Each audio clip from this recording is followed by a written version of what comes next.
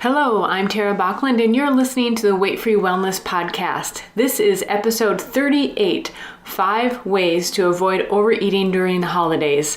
Now, I would like to get a little bit more specific. These are 5 super simple ways to avoid overeating during the holidays. I know overeating is so easy to do during the holidays, right? And so I put together these tips that definitely work. They work for me, and they're just so practical that they cannot work. They cannot not work. So 5 ways that I avoid overeating during the holidays. Again, these are super simple, but again, I think life should be more simple, and we just need to simplify it in these ways. So number 1 is drink plenty of water. Bonus, because we already know that we need to drink plenty of water. If you're not already aware, the standard recommendation is to drink half your body weight in ounces of water. So this means that if you're a person weighs 150 pounds, they should drink 75 ounces of water per day. And that's about 2.5 quarts of water. And the easiest way to start doing that is just in the morning, get a couple of containers that equal 2.5 quarts or whatever your amount is. And if it's tough, if water doesn't taste very good, first of all, drinking out of the tap, if it's not typically going to taste very good, you can get some good sources of spring water. That's very helpful. Using lemons and limes to flavor the water, or even therapeutic grade essential oils helps, like peppermint. You can even get orange and other yummy flavors like that.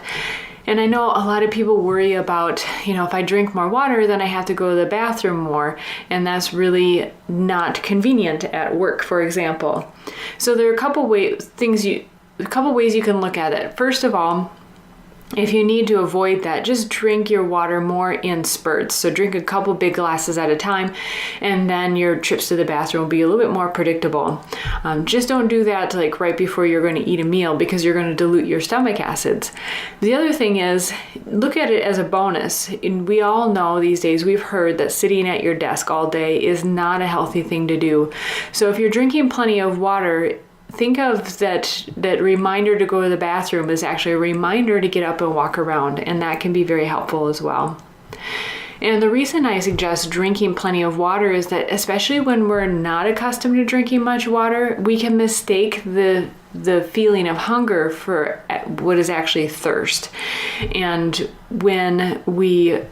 before we go to an event, if we drink plenty of water, our stomach is naturally a little bit more full, and we feel a little more satiated. Number 2, along the similar lines, is eat a healthy meal before the event. I know this sounds weird. Why would you eat before you go to an event? But even if you're looking forward to enjoying your favorite dish that grandma makes, or your brother's barbecue chicken wings, at least eat a small, healthy meal before the event. You will still get to enjoy all the tasty food at the event, but having eaten beforehand, you still may end up stuffing yourself full also, but you know that you at least got a base of healthy food in your tummy beforehand. Number 3, don't stand at the food station. I see this all the time. When we have an event at our house, everyone seems to gather around the kitchen island where the food is assembled. And we have plenty of other comfortable places to sit, but people will happily stand at the counter and nibble on food all night. And the trouble is, you lose track over how much you've eaten. So if you're trying to avoid overeating, I really suggest that you grab a plate, put the amount of food that you want to eat on it, grab the person you want to talk to, and go to a comfortable place away from the food station to talk. Sounds simple? Yes, and it's very effective too. Number 4, throw it away. Yes, I know, I hate throwing away or wasting food too. But consider this, are the goodies that seem to be lingering from cookie exchanges, leftovers from gatherings, are these items really food? What I mean is, do they actually provide nutrition to the body? Most often they do not. If this, and I'm doing air quotes here, if this food is made of white sugar, white flour, noodles, or contains ingredients that you cannot pronounce, throw it away. And I don't mean pass on the cookies to your coworkers or your mechanic. I mean toss them in the garbage. Don't put other people through the same challenges you're trying to get over and get through. You're not helping them. So yes, I mean throw it away. And number 5, this may seem totally out of left field, but take your vitamins.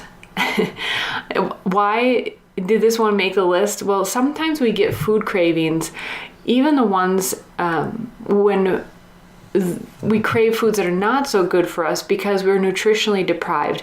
I'm definitely one of these people. I can sense when I've skipped my vitamins or I've run out and I've gone a couple days, I definitely crave certain things that are not so beneficial for my body.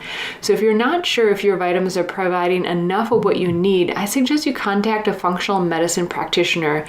You can do some very helpful tests that assess which vitamins you may need more of according to your DNA, and other tests which actually show how well your body is utilizing nutrients and which you may need more of. You'll also get a good education on quality supplements too. So again, don't let this simple list fool you. This really works. Just give it a try. Thanks for listening to this Weight-Free Wellness podcast. This is episode number 38. If you're looking for any of the helpful resources that we have at weightfreewellness.com, you just go to weightfreewellness.com, of course, and you'll find my body typing assessment, my top natural remedies to have in your natural remedy cabinet before you need them, and many more helpful podcasts like this. Thanks for listening. Until next time.